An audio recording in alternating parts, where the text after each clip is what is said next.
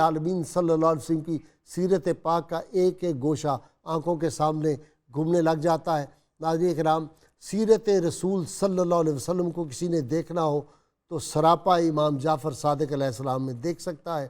ناظرین کرام، آج ان کی شہادت کا یوم ہے۔ ان کی شخصیت کی عظمتیں، رفت، ان کے علوم کی وسعت اور بلندی، ان کا صبر و استقامت اور ان کا استغنا، ان کی سخاوت کا وہ جوہر، وہ سخاوت کا وہ کلزم، سخاوت کا وہ سمندر، لفظ ختم ہو جاتے ہیں۔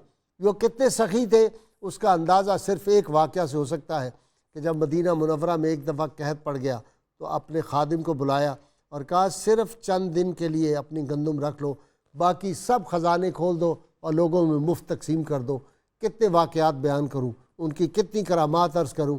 اس پہ گفتگو کرنے کے لیے آج میرے ساتھ شریک گفتگو ہیں، مشہور شخصیت روحانی اور علمی بھی میرے مہمان بنتے رہتے ہیں، میری مراد پیر قمر الشکور احمد صاحب ہے۔ ان کے ساتھ ناظرین کرام بہت بھولی بھالی شخصیت، جب ان کو میں دیکھتا ہوں اگرچہ وہ عمر کے اعتبار سے تو بزرگ ہیں، تو آج خود ہی کہہ رہے تھے کہ مجھے انٹرنیٹ پہ بہت زیادہ لوگ میسیج دیتے ہیں، وہ کہتے ہیں آپ غلط کہتے ہیں کہ آپ بہت بڑے بزرگ ہیں، ہمیں تو آپ بالکل معصوم بچے لگتے ہیں۔ تو میرا بھی تاثر یہ یقیناً آپ کا بھی ہوگا۔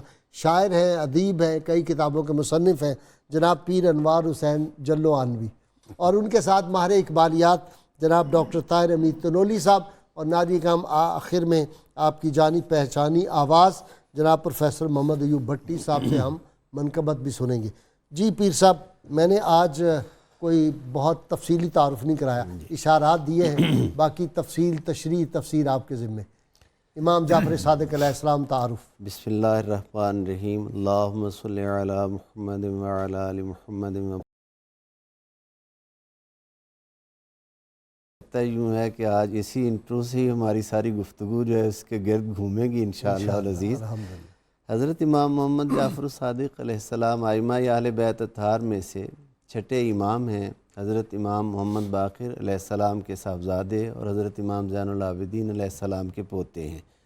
آپ کا نام نامی اسم گرامی جعفر ہے۔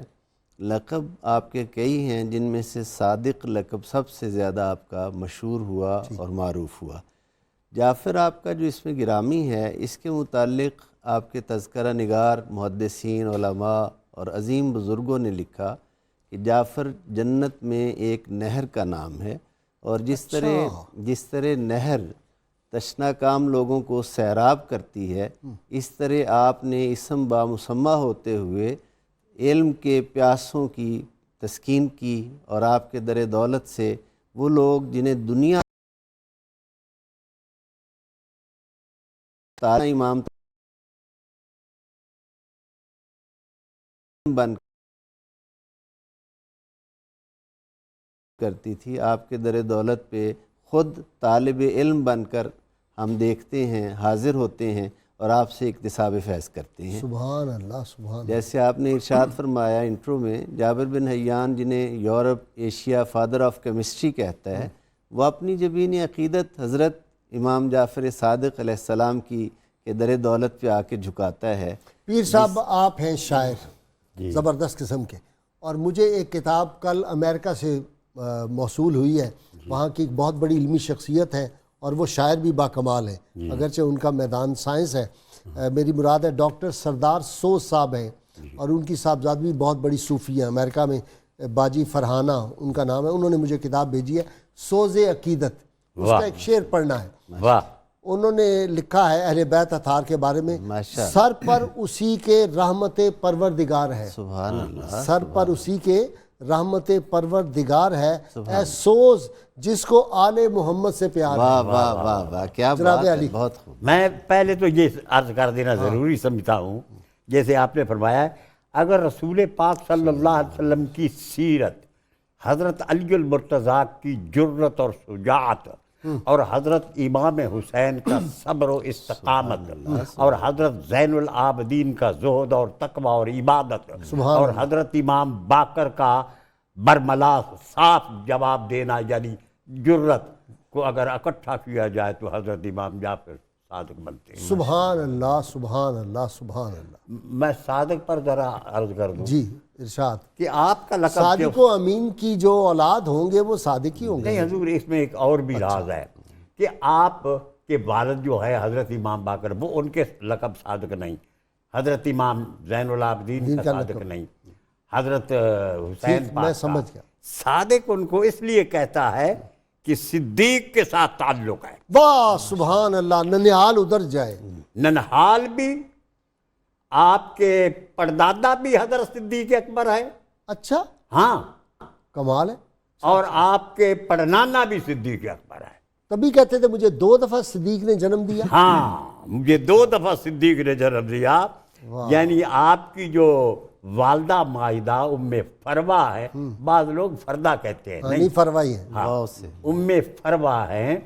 اگر باپ کی طرف سے دیکھا جائے تو ان کے والد کا نام جو ہے وہ قاسم ہے، اور ان کے والد کا نام محمد ہے، اور ان کے والد حضرت سیدنا صدیق اکبر ہے. واہ. اور اگر ننہال کی طرف دیکھا جائے تو حضرت ام فروا سلام اللہ علیہا کی جو والدہ ہیں وہ اسماء ہیں، اور ان کے جو والد ہے وہ عبد الرحمن ہیں، اور عبد الرحمن کے جو والد ہے وہ سیدنا صدیق اکبر ہیں. اس لحاظ سے آپ ننہال کی طرف سے بھی پردادا بھی ہے آپ کے حضرت صدیق اکبر، اور پڑنانا بھی ہیں صدیق اکبر. جی اس لیے ڈاکٹر صادق ہے. تنولی صاحب. جی گائی صاحب، امام جعفر صادق کی جو شخصیت ہے، اگر آپ اس زمانے میں دیکھیں تو بہت ہی مختصر طور پہ بھی اگر آپ ان کا تعارف کرنا چاہیں تو ہم یہ کہہ سکتے ہیں کہ آپ اپنے زمانے میں اسرار حقیقت کو بیان کرنے والے تھے، سنت کے پاسباں تھے، اور جو اہل بیت کا ورثہ تھا اسے ملت تک پہنچانے والے تھے، اور جو اپنے وقت کے مقتدر لوگ تھے ان کے جور و ستم اور ظلم و ستم کا نشان اور ہدف بھی تھے. ٹھیک. تو جتنے بھی ڈومین بنتے ہیں ان میں اچھا انہوں نے تو کبھی پالیٹکس میں حصہ نہیں لیا. حضرت امام زید رضی اللہ تعالیٰ عنہ نے حصہ لیا، ان کی شہادت اب درست فرما رہے ہیں. اس کے باوجود یہ تو گوشہ نشین بزرگ تھے، لوگوں کو پڑھانا لکھانا سخاوت. اس کے باوجود آپ جو حکمران طبقات تھے ان کی سازشوں کا نشانہ رہے. دیکھیں آپ کی شہادت کیسے ہوئی. وجہ یہ ہے کہ جتنے بھی اہل بیت اطہار تھے ان سے خائف تھے. اچھا حکمران لوگ، جی جو آپ نے جس نقطے کی طرف اشارہ کیا کہ آپ نے سیاست میں حصہ نہیں لیا، یہ بھی آپ کی بصیرت تھی. حکمران ویسے اہل نظر سے، اہل علم سے ہمیشہ ہی خوفزدہ ہی رہتے ہیں. ہمیشہ خوفزدہ رہتے ہیں. غازی صاحب ایسا ہے کہ جو آپ کے دور کے اندر جیسے حضرت زید کی جد و جہد ہے، نفس زکیہ کی جد و جہد ہے، یا نفس رضیہ کی جد و جہد ہے، اس سارے جد و جہد سے آپ الگ رہے، اور یہ بھی آپ کی ایک بصیرت تھی. جس آرگومنٹ کی بنیاد پہ آپ نے اس کا حصہ بننا قبول نہیں فرمایا، بلکہ آپ دیکھیں ابو سلمہ جن کو آل بیت کا وزیر کہا جاتا تھا، جب بنو امیہ کا آخری زمانہ تھا تو اس نے آپ کو خط لکھا کہ آپ خلافت کے لیے تیار ہو جائیں، جد و جہد ہم کریں گے، لڑیں گے ہم. آپ نے خط اٹھایا اور آگ میں ڈال دیا. وجہ یہ ہے کہ جو کردار اللہ رب العزت نے آپ کو دیا تھا اور جو کردار آپ نے نبھایا پھر وہ امت تک منتقل نہیں ہو سکتا تھا. 4000 ایک سے ایک بڑا آدمی پیدا کیا. اتنے بڑے لوگ، جابر ابن حیان کو دیکھیں، امام مالک، امام سفیان ثوری، امام ابو حنیفہ، کتنے بڑے لوگ، ایک سے ایک شخصیت تھی جو اس نے اس بارگاہ سے ظاہری باطنی دنیا کا علم اور دین کا علم لے کے نکلی، اور انہوں نے اسلامی سوسائٹی کو بنایا. لیکن غازی صاحب اس کے باوجود جو حکمران لوگ تھے، اب دیکھیں منصور نے آپ کو بلایا اور بلا کے کہا کہ آپ میرے خلاف سازشیں کرتے ہیں. میں نے یہ سنا کہ آپ حکومت کے خلاف بغاوت کرنے کے لیے فنڈز کلیکشن کر رہے ہیں زکوٰۃ کے نام پہ. یہ آپ نے فرمایا سارا جھوٹ ہے. آپ نے فرمایا میں بھی، منصور نے کہا میں بھی گواہ کو بلاتا ہوں. بلا لیا جی بندہ، اس نے کہا جی آپ ایسی بات آپ نے کی تھی. اس نے کہا بالکل میرے پاس ثبوت ہیں. جیسے ہی اس نے آپ کے خلاف بیانات دینے شروع کیے تو آپ نے فرمایا تم قسم اٹھاتے ہو اس کا. اس نے کہا قسم اٹھانی شروع کی کہ میں اس رب کی قسم اٹھاتا ہوں جو غالب ہے، مقتدر ہے. یہ جعفر صادق نے فرمایا نہیں، یہ اس طرح قسم نہ اٹھاؤ، کیونکہ جب آپ اللہ کی حمد بیان کرتے ہوئے قسم اٹھاتے ہو تو پھر اللہ گرفت کرنے میں تاخیر کرتا ہے، کیونکہ اسے بڑی حیا آتی ہے کہ آپ اس کی حمد بھی بیان کر رہے ہو. ایسے نہ کہو، آپ یہ کہو کہ میں اللہ کی قسم اٹھاتا ہوں اور اپنے اختیار کو استعمال کرتے ہوئے یہ کہتا ہوں کہ میں نے یہ باتیں سنی ہیں. جیسے اس نے یہ کہا تو دربار کے اندر ہی وہ گرا اور اس کی جان نکل گئی. جیسے اس کی ہلاکت ہوئی تو منصور پہ لرزہ طاری ہو گیا. اس نے امام جعفر صادق سے معافی مانگی اور کہا حضور اگر آپ یہاں کیا فرمانا چاہیں تو میری سعادت، اور اگر آپ اپنے نانا جان کے پاس مدینہ جانا چاہیں تو میں اس کا اہتمام کیے دیتا ہوں. یعنی امام جعفر صادق کی حق گوئی حکمرانوں کے سامنے. آپ دیکھیں منصور کے پاس آپ تشریف فرما تھے تو ایک مچھر منصور کو تنگ کر رہا ہے. تو منصور نے کہا ہے ابن رسول یہ تو بتائیے یہ مچھر اللہ نے کیوں پیدا کیا ہے؟ آپ نے فرمایا منصور اللہ نے مچھر اس لیے پیدا کیا ہے کہ جابر اور ظالم حکمرانوں کو احساس دلائے کہ وہ کتنے عاجز ہیں اور وہ اپنے عجز کو مت بھولیں. مچھر یہ حق گوئی جو ہے اچھا جی آپ کی شخصیت کے اندر ہمیں نظر حضرت عمر بن عبدالعزیز رضی اللہ تعالیٰ عنہ کا معمول مبارک یہ تھا کہ امام حسین کے آگے کوئی پوتے آپ قاصد ان کے پاس آئے تو انہوں نے کہا خدا کے لیے آپ قاصد ملازم بھیج دیا کریں مجھے طلب کر لیا کریں. انہوں نے کہا نہیں آپ بزرگ ہیں آپ حکومت میں خلیفہ مسلمین ہیں. انہوں نے کہا نہیں اللہ تعالیٰ کو اس بات سے حیا آتی ہے کہ اس کے محبوب صلی اللہ علیہ وسلم کی اولاد سے کوئی صاحب چل کے میرے دروازے پہ آئے. تو کہنے لگے مجھے ڈر لگتا ہے اور حدیث پاک میں ہے کہ برکت ہوتی ہے عمر میں. اگر کوئی چاہے کہ میری عمر میں برکت ہو رزق میں برکت ہو نعمتوں میں برکت ہو تو وہ اہل بیت اطہار کا احترام ان سے عقیدت رکھے. جی حضرت عمر بن عبدالعزیز کا جو آپ نے ذکر فرمایا اگر بنو امیہ کا عہد جو 92 سال پہ مشتمل ہے اگر اس کو دیکھا جائے تو اس میں صرف 2.5 سال دروازہ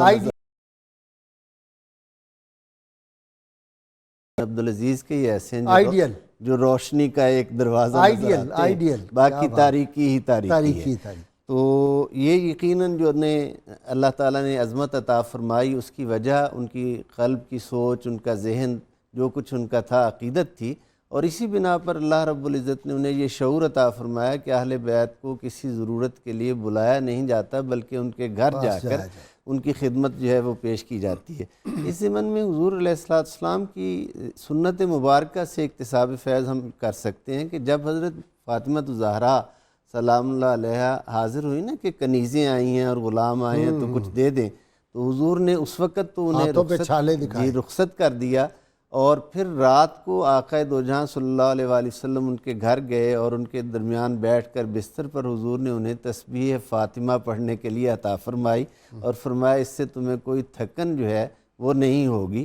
اس پر محدثین نے فرمایا کہ حضور کی سنت ہے کہ سادات کے گھر جا کر سادات بنو فاطمہ کے گھر جا کر ان کی خدمت کی جائے یا انہیں کچھ پیش کیا جائے.